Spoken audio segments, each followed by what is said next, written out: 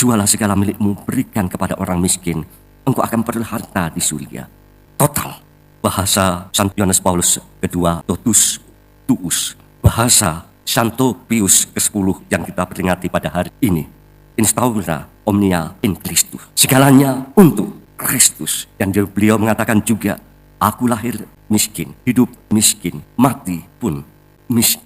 Orang muda itu kembali karena hartanya banyak. Bisa saja dalam konteks hari ini, harta bukan melulu fisik dunia, tetapi lebih dari itu, pemikiran, ataupun juga pola hidup paradigma yang menghambat untuk terbuka miskin di hadapan Allah. Sehingga kalau di dalam bahasa kekinian, tuntutan bagaimana untuk menjadi agile, menjadi lincah, menjadi bebas, lepas, untuk mengikuti Allah secara penuh, tiada lain, memang harus hidup miskin dalam Allah. Amin.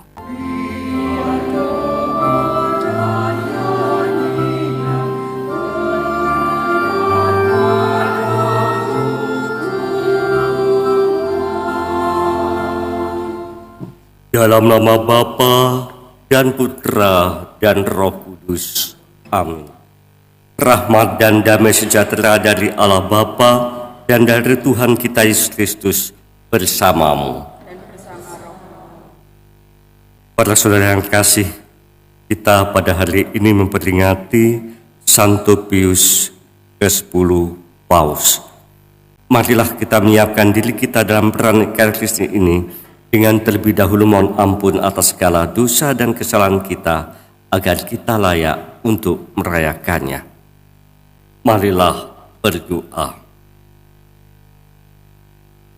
Allah Bapa yang Maha Pengasih, untuk menjaga iman Katolik dan membaharui segala sesuatu dalam Kristus, Engkau telah memenuhi Santo Pius ke-10 dengan kebijaksanaan surgawi dan semangat rasuli. Kami mohon dengan rendah hati, semoga kami mampu mengikuti ajaran dan teladannya dengan pengantaran Yesus Kristus Putramu Tuhan kami, yang bersama Dikau dalam persatuan Roh Kudus, hidup dan berkuasa Allah sepanjang segala masa. Bacaan dari kitab Hakim-Hakim. Setelah Yosua meninggal dunia, orang Israel melakukan apa yang jahat di hadapan Tuhan, dan mereka beribadah kepada para Baal. Mereka meninggalkan Tuhan, Allah nenek moyang mereka, yang telah membawa mereka keluar dari tanah Mesir. Mereka mengikuti Allah lain, dewa-dewa dari bangsa-bangsa di sekeliling mereka. Mereka sujud menyembah kepada dewa-dewa itu, sehingga mereka menyakiti hati Tuhan. Demikianlah mereka meninggalkan Tuhan dan beribadah kepada Baal dan para Astoret.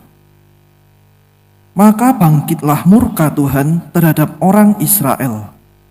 Ia menyerahkan mereka ke dalam tangan perampok dan menjual mereka kepada musuh di sekeliling mereka, sehingga mereka tidak sanggup lagi menghadapi musuh mereka. Setiap kali mereka maju, tangan Tuhan melawan mereka dan mendatangkan malapetaka ke atas mereka. Hal ini sesuai dengan peringatan yang disampaikan Tuhan kepada mereka dengan sumpah, sehingga mereka sangat terdesak. Maka Tuhan membangkitkan hakim-hakim yang menyelamatkan mereka dari tangan para perampok. Tetapi para hakim pun tidak dihiraukan mereka, karena mereka berzina dengan mengikuti Allah lain dan sujud menyembah kepadanya. Bangsa Israel segera menyimpang dari jalan yang ditempuh nenek moyang mereka yang mendengarkan perintah Tuhan. Mereka melakukan yang tidak patut. Setiap kali apabila Tuhan membangkitkan seorang hakim bagi mereka, maka Tuhan menyertai hakim itu dan menyelamatkan mereka dari tangan musuh selama hakim itu masih hidup.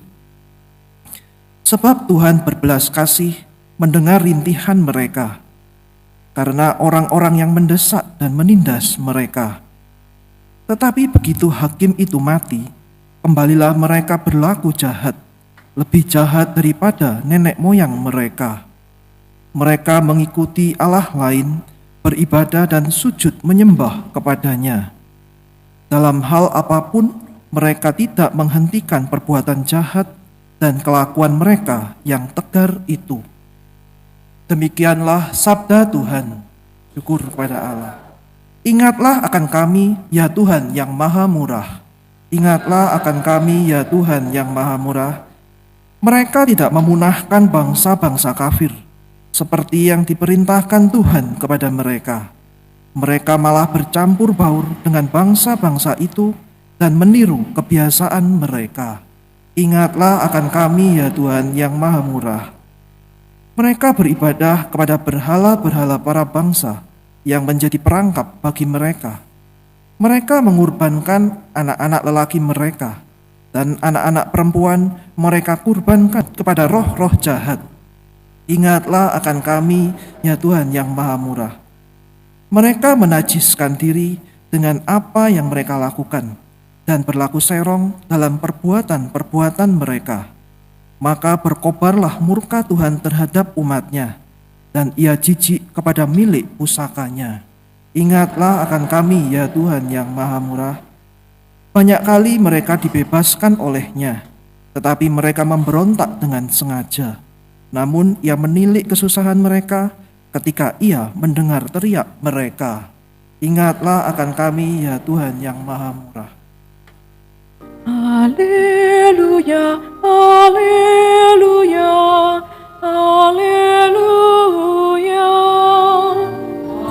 Haleluya, haleluya, haleluya. Berbahagialah yang hidup miskin, terdorong oleh Roh Kudus, sebab bagi merekalah kerajaan Allah.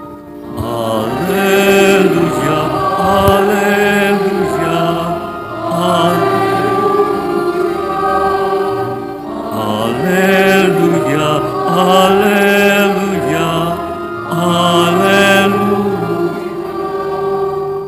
Tuhan bersamamu. Inilah Injil suci menurut Santo Matius. Pada suatu hari ada seorang datang kepada Yesus dan berkata, "Guru, perbuatan baik apakah yang harus kulakukan untuk memperoleh hidup kekal?" Yesus menjawab, "Apakah sebabnya engkau bertanya kepadaku tentang apa yang baik? Hanya satu yang baik. Jika engkau ingin masuk ke dalam hidup, turutilah segala perintah Allah." Kata orang itu kepada Yesus, "Perintah yang mana?" Kata Yesus, "Jangan membunuh, jangan berzina, jangan mencuri, jangan mengucapkan saksi dusta, hormatilah ayah dan ibumu, dan kasihlah sesamamu manusia seperti dirimu sendiri." Kata orang muda itu, "Semuanya itu telah kuturuti. Apalagi yang masih kurang?" Lalu Yesus berkata, "Jika engkau hendak sempurna, pergilah, jualah segala milikmu, dan berikanlah kepada orang-orang miskin, maka engkau akan memperoleh harta di surga. Kemudian datanglah kemari, dan ikutilah aku." Ketika mendengar perkataan itu, pergilah orang muda itu dengan sedih, sebab hartanya banyak.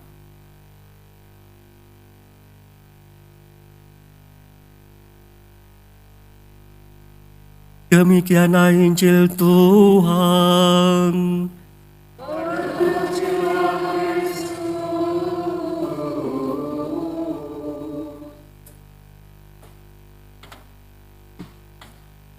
Orang muda yang datang kepada Yesus sungguh baik. Ia telah memenuhi apa yang menjadi hukum Musa.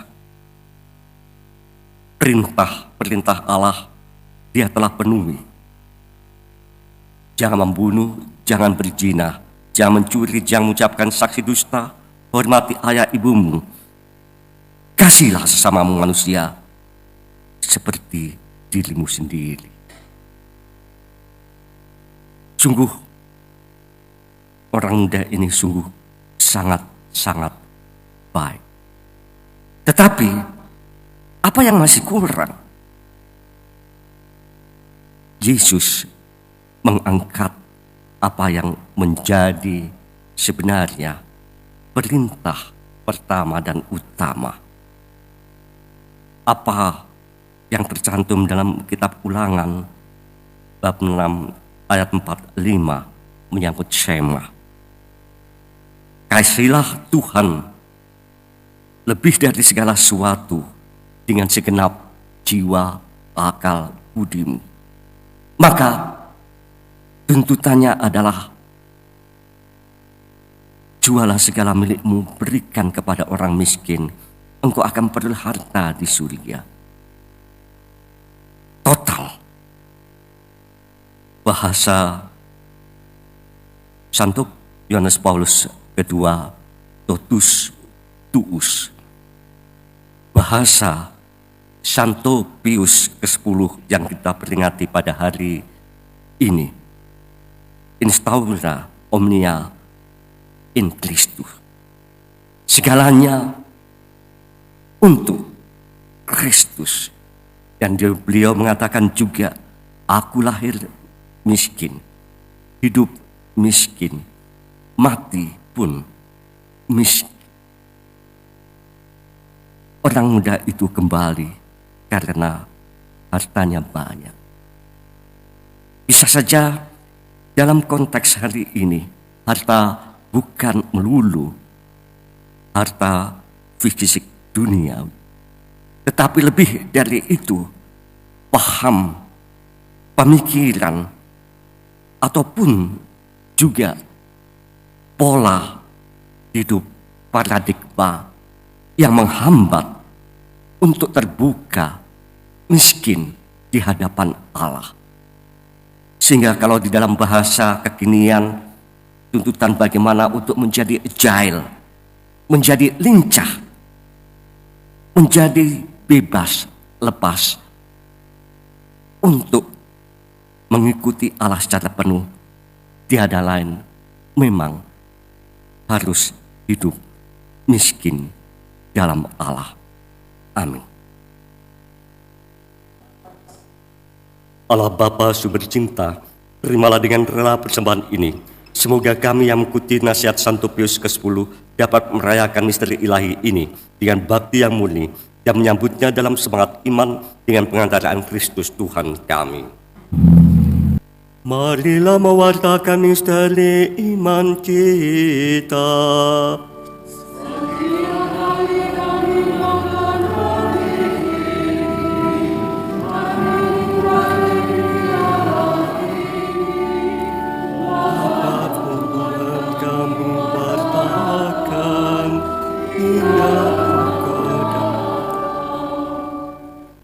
Lihatlah anak domba Allah, lihatlah dia yang menghapus dosa dunia. Berbahagialah saudara-saudari yang diundang ke perjamuan anak domba. Tuhan saja pantas Tuhan datang pada saya, tetapi bersabdalah saja maka saya akan sembuh.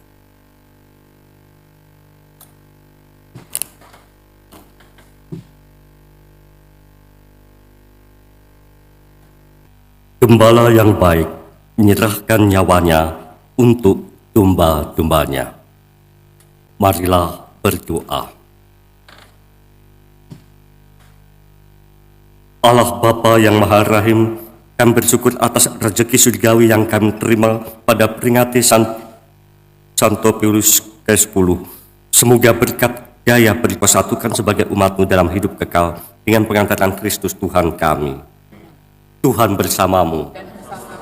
Dan semoga saudara sekalian diberkati oleh Allah yang Maha Kuasa, Bapa dan Putra dan Roh Kudus. Amin. Peran Ekaristi sudah selesai. Pergilah kita diutus. Yesus